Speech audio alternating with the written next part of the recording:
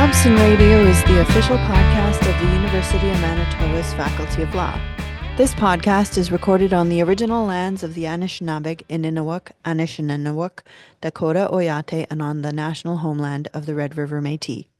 This podcast comes to you from the MLT Aikens classroom at Robson Hall and was created using equipment kindly sponsored by MLT Aikens. The goal of Robson Radio is to tell the story of Western Canada's oldest law school in Manitoba. Each episode features an interview with one of our professors, directors, staff, students, or alumni, or special guests, all of whom make our law school an exciting, relevant, innovative, and transformational place to be. Today, my guest is Trechelle Bunn, a second-year law student and recently elected chief of the Birdtail Sioux First Nation. She has so many accomplishments from the past year alone, and we have so much to discuss with her that I'll try to be brief. Trechelle was born in Minnesota but raised in Wampum, Manitoba in the southeast. She played hockey in Minnesota and Boston before getting a scholarship to play for the University of Calgary Dinos.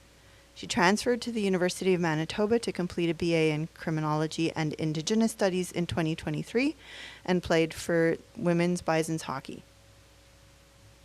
In 2022, she established the Reconciliation Run, a half marathon that takes place on September 30th on Orange Shirt Day each year. It's also known as the National Day for Truth and Reconciliation officially. The route starts at the former site of the Birdtail Indian Residential School in northwest Manitoba and ends in the Birdtail Sioux Dakota Nation, which is where her family is originally from. During her law school career so far, she has been an executive member of the Manitoba Indigenous Law Students Association, currently serving as VP Internal First Nation. Last summer, she worked as a student at law for the University of Manitoba Community Law Centre, and last summer, also as a youth chief for the Southern Chiefs organization. She represented 34 Anishinaabe and Dakota First Nations at the 17th session of the United Nations Expert Mechanism on the Rights of Indigenous People in Geneva, Switzerland, where she moderated the SCO's panel on self-determination and Indigenous health. She was unfortunately unable to attend the Summer Olympics in Paris along with her fellow youth chief, Josh Gandier, because she had to come back to Winnipeg and work at the UMCLC, right? Practicing law first.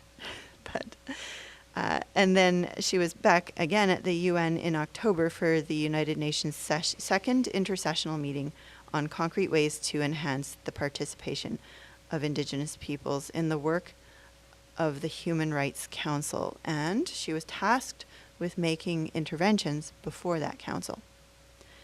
The school year alone, awards she has won included the 2024 Indigenous Law Student Scholarship from First Peoples Law, the Wendy White Cloud Bursary in Law given by the UM Faculty of Law, the 2025 MLT Aikens Indigenous Scholarship, and she was a laureate for the 2025 Youth First Nations Inspire Award.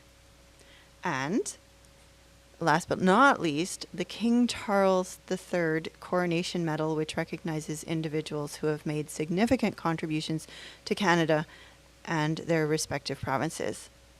So that was not actually very brief, but you've done all that in addition to studying hard all year. Also with us today is Dr. Richard Jochelson, Dean of Law, who is here to help interview and to congratulate you, and we're going to chat about what keeps you going, what's coming up as you take on this new role as chief of your nation. So to dive off into the deep end, would you like to start? Sure. Well, first of all, congratulations. And it's exhausting listening to your achievements for the year, but we're so proud of you here at Robson Hall for all that you've done and all that you're going to do. But let's go to the billion-dollar question, which is, what is the next 4 years going to look like for you? What are some of your expectations? What are some of your goals? And how far into that are you? I think you're right, Dean Jochelson, when you say it's the billion-dollar question. I think right now I'm kind of focused on taking it day by day, but I did kind of get a good feel of my community's priorities and kind of the mandate they have for me going forward as chief of our community, and that really is centered on transparency, communication, and I think accountability to the people that elected me to this position.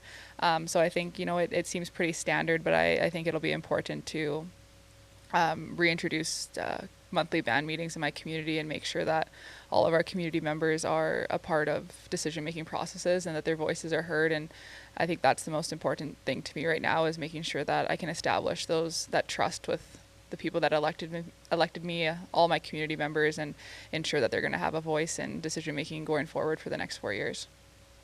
So Nigan Sinclair wrote in the Free Press that you have your work cut out for you, and I think that would be true of any chief, even a chief that has 30 years, 40 years of experience before they get into it. You're getting into this in your mid-20s, and I think the listeners might not necessarily know much about your nation. So maybe you could give just a few words of context for maybe the size of the nation you're leading, and some of the key priorities you think might come up once you've sort of set up that accountable regime. Mm-hmm. Yeah, I think Nigan said I was ambitious, so I think I do probably come across as ambitious in terms of taking on this role at such a young age, and also managing that with everything else I have going on. But I think there's a lot of potential to do some really great, fantastic things in my community, and I know my community is excited to kind of enter maybe like a new era, this new chapter together alongside me. So I think that's really exciting. But yeah, I think, my community, much like many other communities and really all communities in general, does have challenges. And I think we are, facing some unique challenges in different ways. But I think it really comes down to really going back to the transparency and accountability. And I think people felt that for so long they didn't have a voice and they weren't really aware of what was going on, and there wasn't that transparency. So I think if we can at least set that in stone, then I think it'll kind of remedy the other issues that we have going forward. But I've never been really someone who backs down from a challenge, so I know it does come across as ambitious, and I think I do have to recognize the challenges that I'm walking into, not just as part of my community, but I think I've inherited some issues from the past council and work done in my community in the past. So I think moving forward is kind of my biggest focus right now, is making sure that I can get everything really stabilized and operational to a standard and work on moving forward. So obviously you're going into your third year of law school. You have two behind you. For those that are listening that have gone to law school, they know the first 2 years has all of the compulsory requirements, and the third year is supposed to be the fun year. And you've added this challenge along with completing law school, which if anyone's capable of doing, I'm surely confident you will do so. But in that time, you've obviously received legal training. You've acted on it through some of your extracurricular work, in particular your work at the United Nations as an example. How do you imagine some of the things you've learned during your time in law school helping you in dealing with I guess, legal traditions in your community, perhaps Indigenous legal orders? Is there any applicability, do you think, in terms of the things you've learned, and how do you imagine using those things? Yeah, I think a lot of even kind of the writing skills and critical thinking skills that have really been enhanced throughout my last 2 years in law school will be really important for me going forward in terms of I think even negotiations in my community and having community meetings and having those important conversations and, drafting band council resolutions and stuff like that. I think my experience through law school has really kind of shaped that as one of my strengths. I think communication and the ability to be like kind of an effective communicator and writer. I think in terms of kind of integrating traditional legal systems in my community, I think that's definitely a priority. And one thing that I'm passionate about is kind of creating an elders council in my community and bringing back elders into that decision-making process and back into that space of, helping guide us as, a chief and council. And that's really important to me, is learning from our elders throughout this journey and I think that is a strength that I shared with a lot of people throughout my campaign, was that, I want to be someone who's a lifelong learner. And I think starting to learn from our elders and how we can integrate, those traditional ways of governing ourselves will be really essential to balancing everything that's coming our way. If we can, rely on, the knowledge that, got us to this point from our elders, and carrying that forward in a good way. So that, raises an existential question, and I suspect the next question was probably generated with the consultation of Mark Cruz, who's the Director of Indigenous Legal Learning and Services at Robson Hall. And the question relates to the interconnection between Indigenous legal orders and the colonial Canadian legal system. So do you imagine there being a connection between those that you can leverage in your work here? Do you see them as being distinct? Do you see them as being duplicative? How do you sort of see that interconnection in your role? Yeah, I think a common theme throughout my life has been kind of, I would say, like walking in two worlds, and I'm doing my best now to try to integrate those two things and to kind of show up authentically and to, integrate my culture and identity and the teachings that I've received from elders into my everyday life. So I think, that interconnectedness is really possible, and I think it's coming really with the trail blazed by all the amazing, Indigenous lawyers and professionals that, came before me. And I think every day that I, come to Robson Hall, I'm inspired by the amazing, Indigenous faculty and staff and fellow students that are doing that important work that I think that will carry us forward and kind of lay a clear path of how we can, work together to integrate those systems and to really find a substantial way that works for, each individual nation. Pivoting to your history in sports, you have a rich background in being a student athlete. Obviously, an incredibly competitive field. Different set of virtues, I think it's safe to say, in university level sports for certain compared to academics. How do you think that background in competition has shaped the way you've shown resilience and leadership in the Faculty of Law? I think it's been extremely instrumental, and I think my transition from undergrad and being a student athlete for the entirety of my undergrad, and then transitioning to law school and no longer being a student athlete, I found that despite the course load being, significantly heavier, that I had a lot more time on my hands. So I think it taught me, great time management skills to be a student athlete and, be an athlete my whole life. And I think it really showed me that I'm not scared to kind of put my head down and go to work and to grind things out. And I kind of mentioned it earlier, but I've never been really one to kind of back down from a challenge. And I do enjoy a good challenge. And I think that kind of relates to who I am as an athlete and being kind of a fierce competitor and someone who always wants to put their best foot forward and wants to do the hard work to get to the desired outcome, no matter what challenges lies. There's an interesting time management skill that not every listener would be aware of that comes with being an athlete at that level. So maybe you can tell us a story about you're traveling to a competition. You've got 3 exams coming up. How does your day look when you're doing that, and how did that relate to your ability to multitask in law school?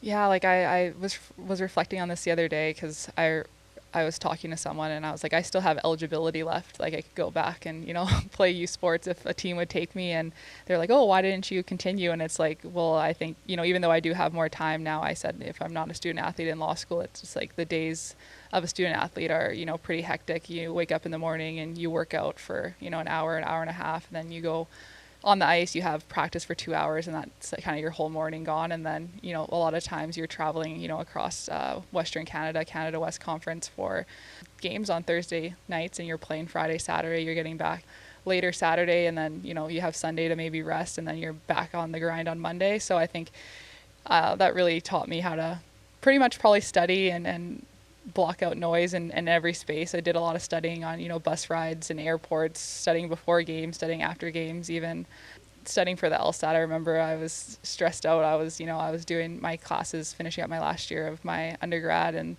last 3 years of my undergrad, and, studying for the LSAT before games and, after games and stuff like that. So I think it taught me to be pretty dynamic in terms of workload and workspace, and teaching me that you can really get work done anywhere if you have the mindset to get it done.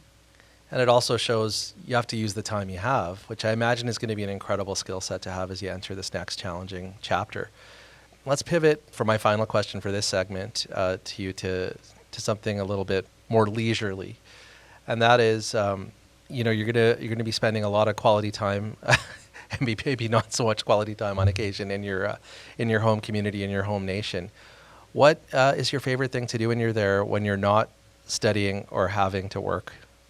Yeah, so there's a beautiful valley in my community, and my kushi, so my grandparents, their house is the valley's right behind their house. So I think some of my fondest memories growing up is, running up and down the hill in the valley with my cousins racing each other. I think that comes back to, being an athlete my whole life and being a competitor. So we would always have races of, spending time in the valley with one another and racing each other back up to my grandparents' house before dinner and after dinner. So I think even now when I go to my community, I always, take a walk in the valley, take a walk out and look at the view. And I think it really has that way of connecting me to my community in that space. And I think that's definitely my favorite part, is just spending time outside in nature and viewing our beautiful valley. And we just recently got bison back in our valley for the first time in, I think, over probably a century, that people were saying. So it was gifted to us from our neighboring Dakota community, Sioux Valley Dakota Nation. So they gifted us some baby bison, and they're now roaming in the valley. They're enclosed, but it's cool to see them back in the valley. And hopefully you'll have some time to spend in the valley as you're working really hard in the next 4 years, and probably much longer, but definitely we know at least the next 4 years. So I'm going to hand it over to Christine to ask some questions. Yeah, since we're talking about your hometown and where you're from, that's where you started up the reconciliation run. Can I ask about that? I don't want to assume that everyone knows about it, although you've had some pretty good press recently about it, like the last couple of years, and it seems to be growing. But can you talk a little bit about why you started it up and why it was so important for you to have it in the community where your family's from?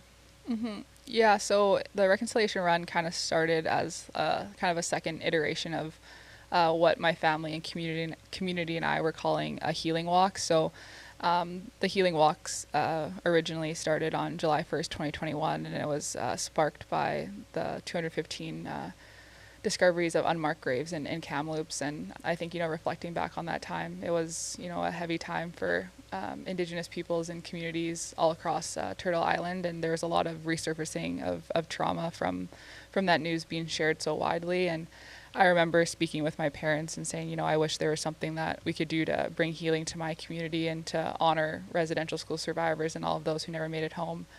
And I feel fortunate growing up. My grandparents, both my great-grandparents who attended the Birdtail Residential School, were quite open about their experiences and their truths and sharing their truths. So I feel like from a young age, I kind of knew the truth of what happened at residential schools, and, at least at the Birdtail Residential School that's located in Birdtail, Manitoba. So it wasn't until I was kind of speaking with my dad and I said, what can we do? And I kind of, a little bit of a light bulb went off in my head, and I kind of reflected on something that my grandfather, my Uncle Donald, shared with me when I was young. And it was that when he was at the former Birdtail Residential School, he wanted nothing more than to run away and go home.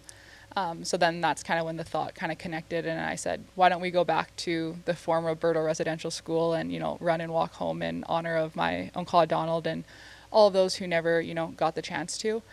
So it started very simply as something that I thought my family and community of Birdtail would be doing, and it very quickly kind of got shared on social media. And I remember pulling up to the former Birdtail Residential School on July 1st, 2021, and seeing kind of a sea of orange of, people from my community intermixed with, strangers I had never seen before. And I was like, wow, I didn't think, the news got out so quickly and that so many people would be so supportive of this idea. But I was really blown away by the support that I saw there that day. And it started with an elder and residential school survivor from my community, Terry Westacey, standing on the front lawn of the Birdtail Residential School and performing a traditional pipe ceremony and sharing his story as a survivor of the Birdtail Residential School. And I still get kind of, emotional when I talk about it, but it was so powerful to see him there that day as a survivor, standing on the front lawn of the very institution that, wanted to eradicate Indigenous people, Indigenous culture. And there he was as a survivor, performing our culture on the very front lawn of that institution.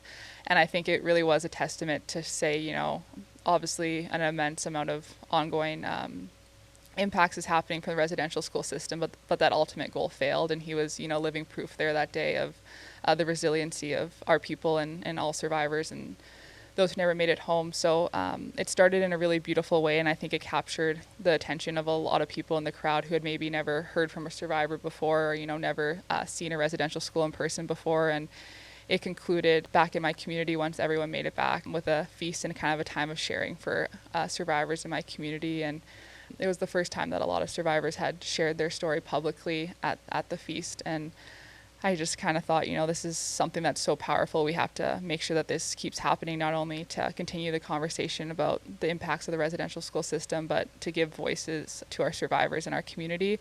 And it wasn't until someone who had come to the healing walk was actually like an avid marathon runner, and they made a comment and they said, we walked the distance or ran the distance of like a half marathon today. So a half marathon is 21.1 kilometers. And I really had no idea how long a half marathon was when he told me that.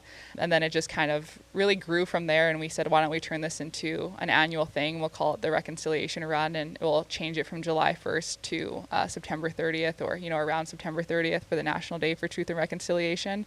And since then, it's just really, really grew. And I think we've had hundreds of participants from all across Turtle Island come to participate. And it starts in the same way with an elder and survivor, Terry Westache, sharing their story and performing a pipe ceremony, and then ending in a feast and a time of sharing. And I think it's really beautiful, just because I hear, obviously it's very healing and powerful for the residential school survivors in my community and their families and my community members and, other Indigenous peoples. But I really found that it's had a really significant impact on non-Indigenous people as well. And I hear from a lot of non-Indigenous people that it's the first time that they've seen a residential school in person, heard from, a survivor directly, and, stepped foot on a First Nation in Canada. So for them, on the National Day for Truth and Reconciliation and around that day, it really is that kind of reflective and education piece that I think is so important, that can kind of inspire someone to continue on their journey of truth and reconciliation for, the rest of the year and for the years to come.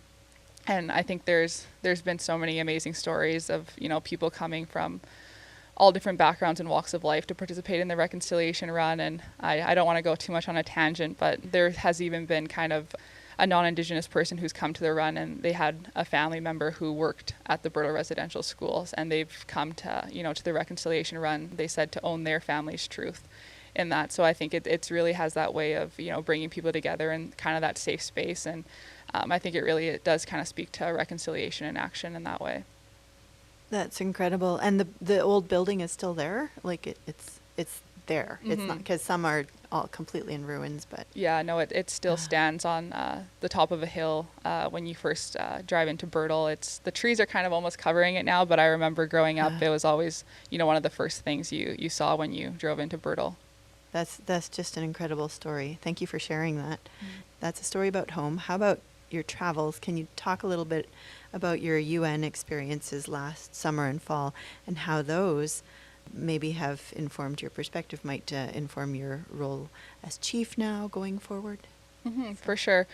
Yeah, I think, reflecting on my UN experiences in July and then last October as well, I think they're still very surreal to me. And I think it was a real privilege to be able to advocate, on the international stage alongside so many, other amazing Indigenous leaders. And a part of the SCO delegation was myself and my previous fellow youth chief Josh Gandier and Grand Chief Jerry Daniels. We also had former TRC commissioner and international chief Willie Littlechild a part of our delegation as well. So I think, the experience of attending the United Nations and speaking before the UN, like the expert mechanism, also alongside learning, spending the week alongside those leaders was like such an amazing experience. And I think it really solidified my passion for advocacy. And I think it really opened my eyes to the importance of advocacy at, all levels, and having, Indigenous voices and having the voices of young Indigenous peoples, not only, at a community level or, provincial level, national level, but also at that international level. I think it was really important. And one thing that Chief Littlechild shared with myself and Josh was that it was the first time that he had attended the UN for all the years he's been attending, that there was youth chiefs speaking at the UN and attending and, being involved in taking the floor and giving interventions and moderating panels. And he said it was really powerful for him to see that and to see, kind of that next generation stepping up and not only learning, but, taking that next step and actually advocating and being there and having a voice. So it was a surreal summer. And I think, it's one I'm going to remember for the rest of my life. That's amazing. And Chief Littlechild came to Robson Hall this year, didn't he? Yes, he did. Yeah, that was amazing to have him there. And I know all the fellow Indigenous law students and MILSA really enjoyed having time with him. And I was glad he was able to speak to the rest of our class as well. So it was amazing to have him.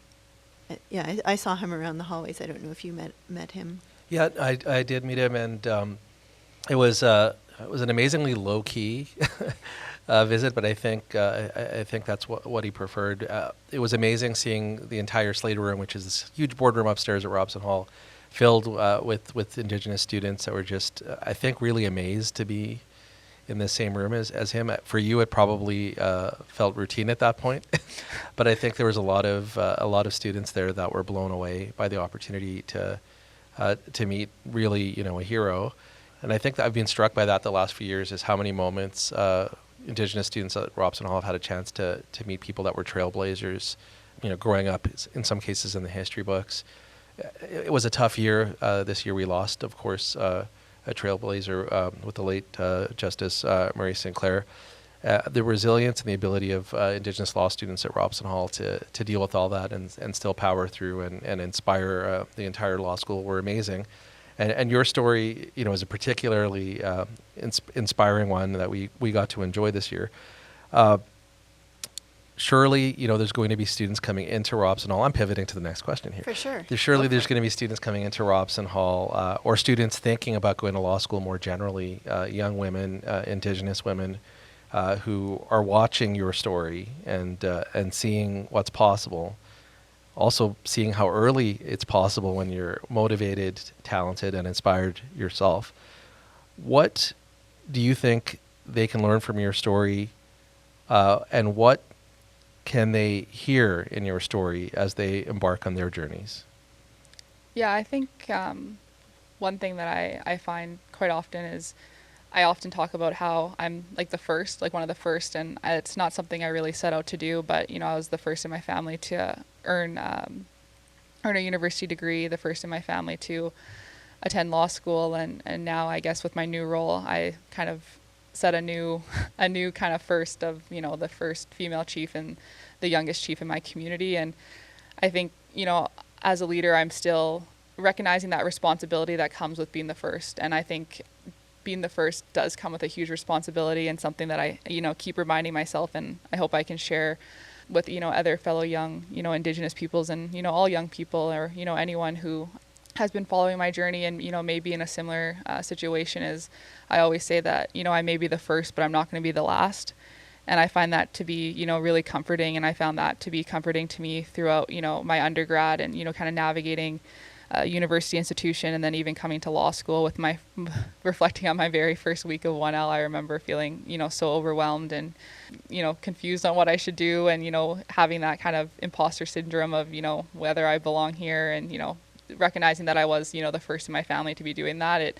I think it kind of heightened that a bit. And that kind of saying that, my dad shared with me, he's like, you're going to be the first, you might be the first, but you're not going to be the last, has been, I think, really instrumental throughout my entire life, and especially through this point of thinking everything I'm doing now may be difficult, but it's going to open the door for, everyone coming after me. And I think that's also kind of living in reciprocity with my community and all the amazing trailblazers who came before me. And I feel fortunate that they blazed the trail for me to be at this point. And I feel like now maybe I've been handed the baton, and I have to run as far as I can with what I've been given, and before I hand it off to, all of those coming after me. So I really do hope that young Indigenous girls and, anyone, considering coming to law school, or, being a student athlete, or kind of whatever part of my journey resonates with them, that they can see that it's more than possible, and that they can see hopefully themselves within me, and know that not to limit yourself. And I know it kind of sounds cheesy, but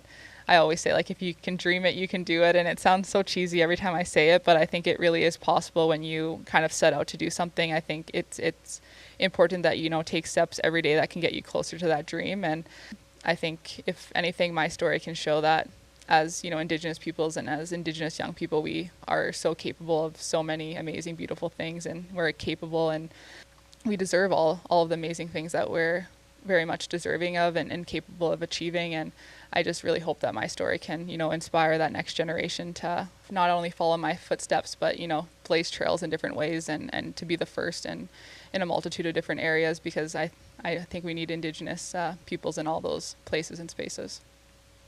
Are you finding, as you are, you know, rising to the new challenges, that you're doing more mentorship with young people? Yeah, I actually have found that I try to be as accessible as possible, and I do get asked to go to, like, different high schools all, you know, kind of across the province, and, you know, even into Ontario, and even virtually, you know, kind of across the country. And even when I was at the Inspire Awards, I'm losing track of my weeks here. It's been so busy. A few weeks ago, I'll say, I was speaking on Inspire's Young Indigenous Leaders panel, and they had, I guess, over 1,000 students from, you know, all across Canada there.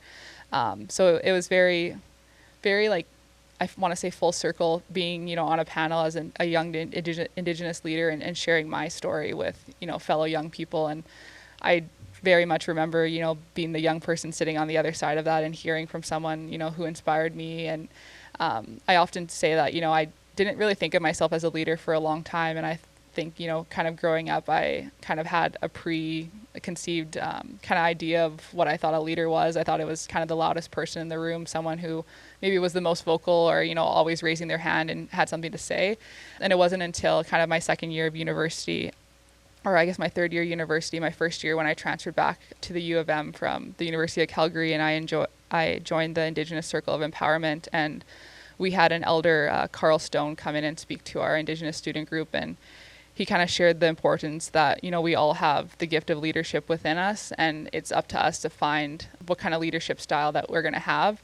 And I think I quickly learned that I'm just kind of someone who leads by example, and someone who wants to do the right thing, and, you know, kind of encourages people to follow with me and come with me that way. And I think it really kind of gave me that confidence in myself as a leader. So I think I really feel like I've grown into that role, and I'm glad to be able to give that gift back now to the next generation of, you know, letting them know that we all have that gift of leadership. And I think mentorship is so important, and, you know, giving back to all the people that gave back to me and living in reciprocity is really important to me. So I always smile when you kind of get, you know, different emails or, you know, DMs on Instagram or on Facebook from fellow young Indigenous people asking me for questions and advice. And I'm always happy to give advice, answer questions. And I think even, you know, sharing my story with them and having them share their story with me, we often always find similarities some way. So it's cool to be able to see and have those connections with people now, and to kind of transition into that role as a mentor. But I think, you know, as a young person in this new leadership role, I'm still going to be receiving mentorship as well. So it's cool to be on kind of both sides of that.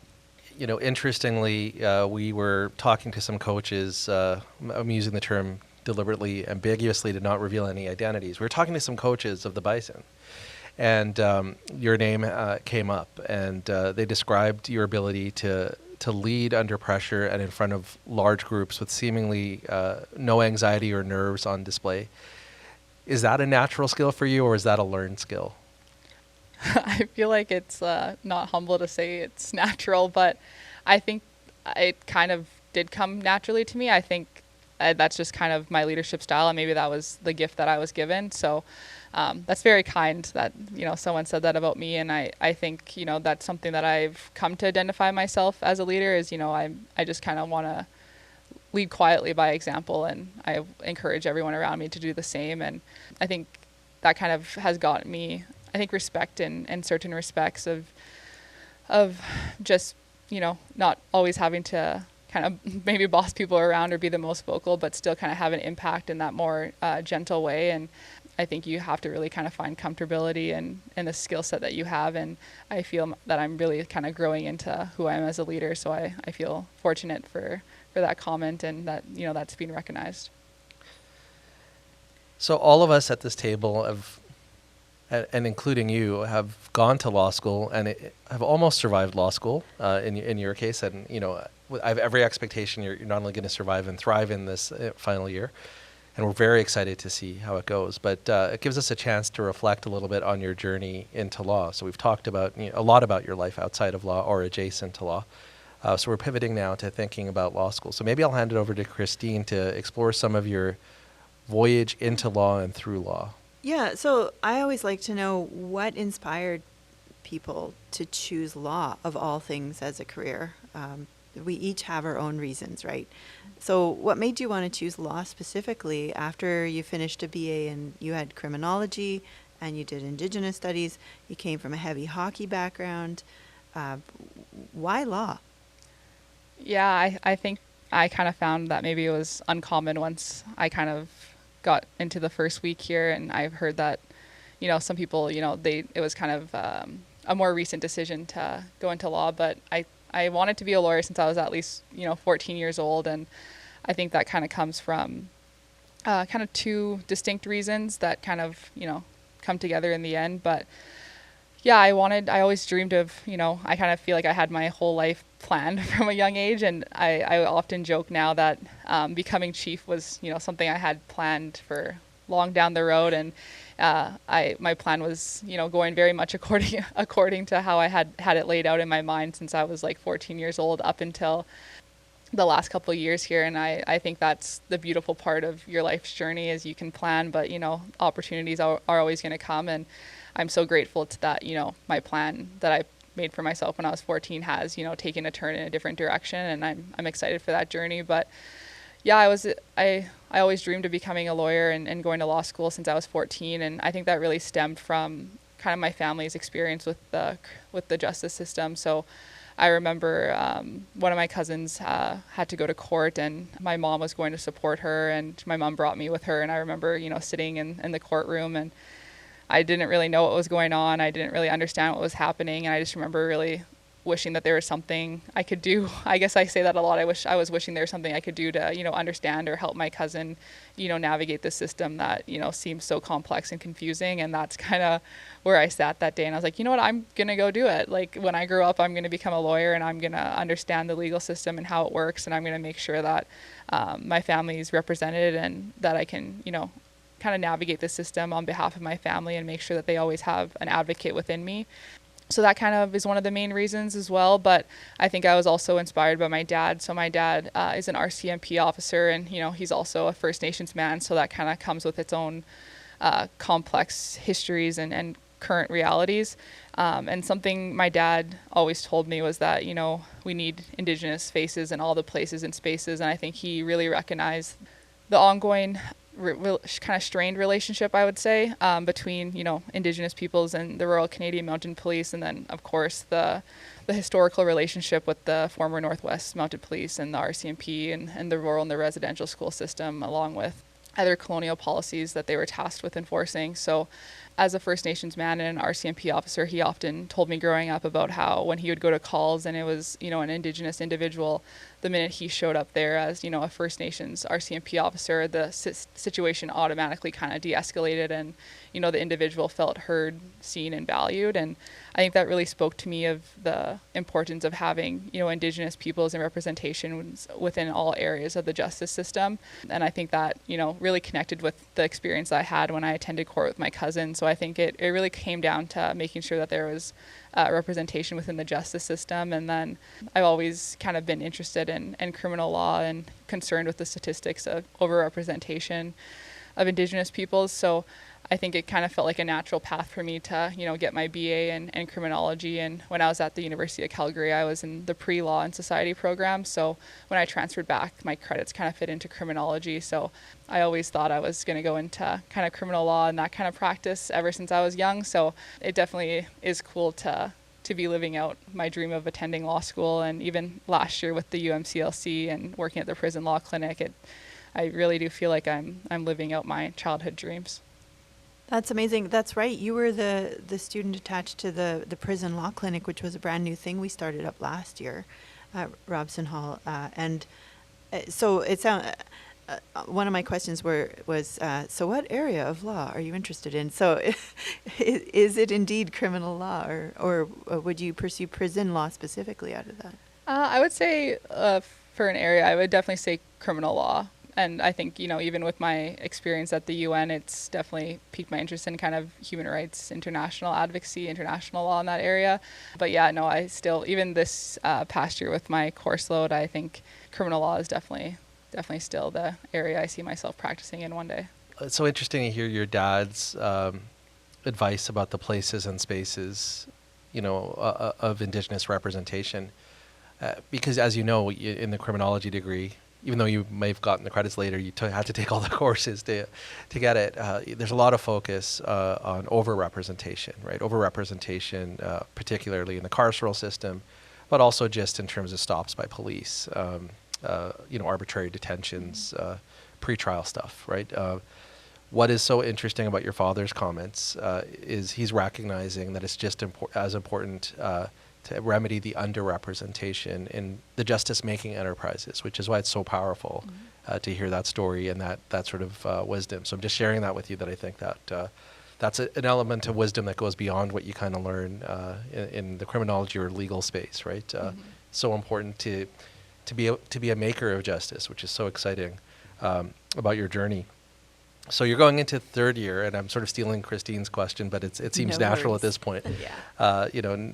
You've transitioned into a justice maker, quite literally. You're transforming before our eyes and actually becoming a justice maker. So as a newly minted justice maker, what courses are especially exciting for you as you go into 3L? Yeah, I know. I feel like I haven't really, thought about it, my course load for next year yet. I think there's kind of a wide range of areas that I want to try to get knowledge in, and I think even with my sports background, maybe not so much with criminal law, but I really want to take the sports law course as well. And I really very much enjoyed. I was in charter issues in criminal law this past semester with Professor Birdtail, so I'm really excited for those kind of courses, as well as the human rights course as well. So I think there's a lot of exciting courses ahead, and I'm very quickly finding that my interest lies in a bunch of different areas, and I think getting that kind of experience and knowledge in different areas will certainly help me in my role as chief. And what's been your favorite experiences so far in law school? Yeah, I think just I feel like I made my best friends in law school, and we were all in the same cohort, AO3 in first year, and a lot of us took the same classes again this year. So I think it's really just been kind of the relationships that I've been able to build, and I think you really do kind of create that strong bond when you're struggling through first year and maybe even second year with such a small group of people. And I feel grateful every day that I have such a great support system, both within Robson Hall and outside of Robson Hall, and that I've been able to build those kind of lasting relationships. And I know it definitely kind of was maybe on the down low for a little bit that I was running for chief, but I think my close friends knew I was running, and it was always they were always checking in on me and helping me with different things, and they were so excited when I texted them that I won. And I don't think that I would have been able to come this far throughout the experience without having that support system within me with me every day in class, and my family as well. But I know that I feel confident going into third year having such a great support system and friends. How do you think your law degree will help you as chief of your nation? Yeah, I think I kind of mentioned it earlier, but I think maybe expanding on it, I think just a lot of the skills you learn in law school I think are so valuable. And I think even this past year in 2L, kind of the two mandatory courses like advocacy and negotiations, I find even within just the 2 weeks of me being in this new role have been really instrumental in kind of how I conduct myself in certain conversations. And I think when you think about law school, I think a lot of people think about becoming a lawyer, but it's very much learning how to be an effective communicator and being an advocate. And I think very much I see my role as chief as being that advocate for my nation. So I think I think that's kind of why a lot of community members were so supportive of me, making sure that I get to finish my law degree, and they know that those skills that I'm acquiring and that knowledge that I'm acquiring and that way of thinking that I'm building on is going to, be very effective in my role as chief. So I feel fortunate that, those kind of skills are seem to overlap with one another and strengthen each other. And I'm very thankful that my community has also been supportive of seeing that and seeing the value and the overlap in those two areas of my life. Before we do the last question, I just want to say how thankful I am to have been included in this conversation. There's many times over the last year where I thought to myself, I need to send a congratulations email to Trechelle. This is better than an email. And this is better. Yeah. And with your recent, emergence as chief, I made sure to get on that right away. But I'm really grateful to be here today to sort of, I guess, do a wrap up question and to honor all of your many achievements this year. And so we'll kind of leave you with the last word with the thought of what kind of message of hope, or maybe any message you might want to leave for future generations of law students, especially those who are Indigenous people. Yeah, I think that kind of message relates to, I guess, my own personal story. And I think, it gets talked about a lot, maybe in first year and even in second year, that you can really go so many different places with your law degree. And I think my story is kind of an example of that, of there's so much opportunities out there and you can never really go wrong with a legal education. And I kind of find myself giving that advice to people who are, contemplating the idea of attending law school. But I think, it's been super instrumental in my development as a leader of being in Robson Hall and learning from professors and faculty and staff and, practicing professionals. And I would say, I think just say again, don't limit yourself and know that there's so many opportunities out there for you and that you do belong, in this space, whether you're a first generation law student or you're coming from, a background with family members or relatives who have been in this space before. I think you belong here and your voice is needed in the future of the legal system. And I think it's amazing to be able to see and learn from my future colleagues every day, and I feel very, very hopeful for the future of the legal system, and from what I've seen and what I've experienced alongside my fellow peers and colleagues at Robson Hall, and I think we're all going to be in good hands. Thanks very much for joining us. Today, Dean Jochelson and I have been deeply honored to visit with the newly elected chief of the Birdtail Sioux First Nation, Trechelle Bunn, who is also one of our second-year law students and who has had an incredible year.